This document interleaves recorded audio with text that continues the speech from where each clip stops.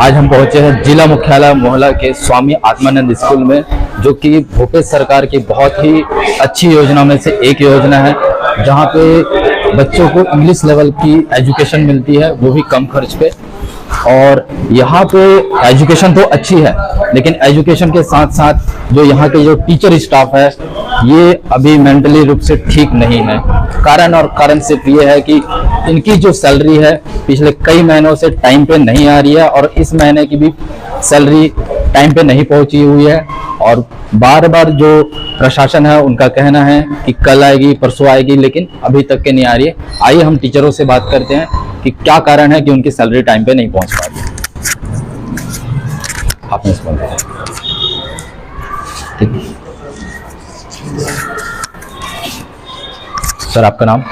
मेरा नाम आशीष नागदेवे है। मैं मोहला आत्मानंद में एचएम का प्रभारी हूँ जी। और हम सब यहाँ के स्टाफ पिछले कई महीनों से हम लोग परेशान हैं। हम लोग को लगातार सैलरी नहीं मिल रही है।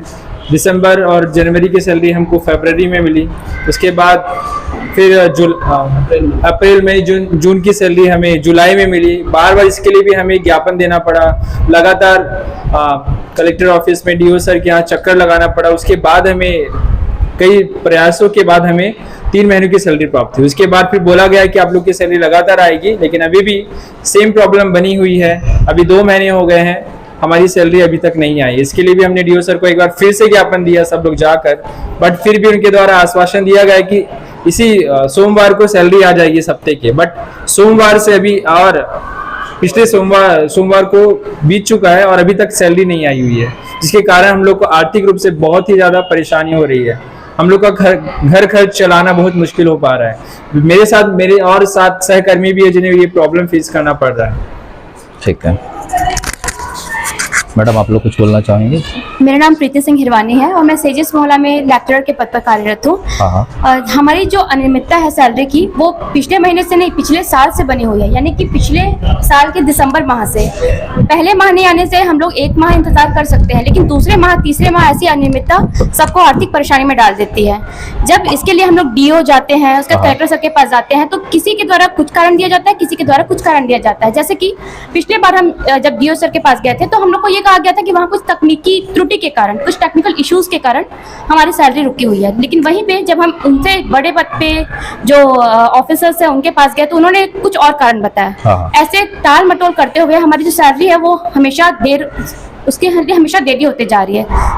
यहाँ पे कुछ परिवार ऐसे हैं जो सिर्फ और सिर्फ उनके ऊपर आश्रित हैं अपना परिवार चलाने के लिए। तो ऐसे लोगों को और ज्यादा परेशानी होती है। और सर, हम लोग यहाँ पे बाहर से आकर रह रहे हैं, लोकल नहीं है यहाँ के।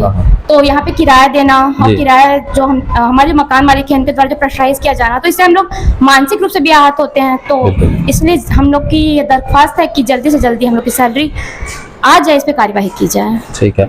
अच्छा, अभी जैसे आप लोगों ने बताया भी आप लोगों के टाइम पे सैलरी नहीं आ रही है, तो इसकी वजह से बच्चों के एजुकेशन पे कितना फर्क पड़ रहा होगा? उस पे नहीं फर्क पड़ रही है, लेकिन आप लोगों पे फर्क पड़ रही है। आप लोग टाइम पे ना रेंटल रूम्स दे पा रहे हो, ना ही अपने घर में जो पैसे भेजने चाहिए वो भेज पा रहे हो।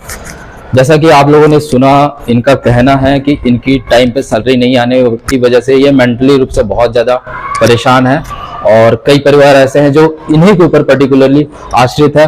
और यहाँ पे कितने % ऐसे हैं सर जो बाहर से आकर के रह रहे हैं? मतलब यहाँ पे 98% के अबव होंगे जो बाहर से आकर के यहाँ पे रह रहे हैं, किराए पे रहते हैं। किराए पे उनको किराया भी देना है और खाना। जैसा कि आप लोगों ने पूरा सुना, समझा, देखा कि ये जो टीचर स्टाफ है ये बाहर से आए हुए हैं। बाहर से आने के बावजूद भी यहाँ पे वो किराए में रह करके अपना सैलरी ना मिलने के बावजूद भी वो अपना 100% दे रहे हैं, 100% दे रहे हैं बच्चों के एजुकेशन पे, उनकी भविष्य के लिए। लेकिन कहीं ना कहीं उनको चिंता खाती है कि भाई उनकी सैलरी अभी तक क्यों नहीं पहुंची। अगर उनकी सैलरी नहीं पहुंच रही है तो क्या ऐसा तो नहीं होगा कि उनके आने वाले जो बच्चे पढ़ रहे हैं उनके भविष्य पे खतरा मंडराएगा? उनके ऊपर तो प्रेशर है ही, मेंटली वो टॉर्चर हो रहे हैं। लेकिन इसमें शासन प्रशासन क्या कर रहा है? जबकि उन्हें बार बार निवेदन दिया जा रहा है, चाहे वो कलेक्टर ऑफिस में हो या फिर डीओ ऑफिस में हो, इनको ऐसा क्या हो गया कि बार बार टीचर स्टाफ को वहां तक पहुंचना पड़ता है अपनी सैलरी के लिए, जबकि वो डेली यहाँ पे आ रहे हैं और अपने बच्चों को पढ़ा रहे हैं, अपना 100% दे रहे हैं, फिर भी ऐसी क्या बात हो गई कि उनको बार बार चक्कर काटने पड़ते हैं अपने सैलरी के लिए। और इस पे तो शासन के साथ साथ प्रशासन के साथ साथ शासन को भी ध्यान देना चाहिए कि बहुआयामी जो प्रोजेक्ट है भूपेश गवर्नमेंट की सेजेस, यहाँ के टीचरों के साथ ऐसा अन्याय क्यों हो रहा है, उनको समय पे सैलरी मिलने चाहिए। यही हमारी शासन और प्रशासन से निवेदन है। मैं एनबीपी न्यूज़ से प्रवेश कुमार सोरी, आप हमारे साथ है नरेश बोगा जी। धन्यवाद।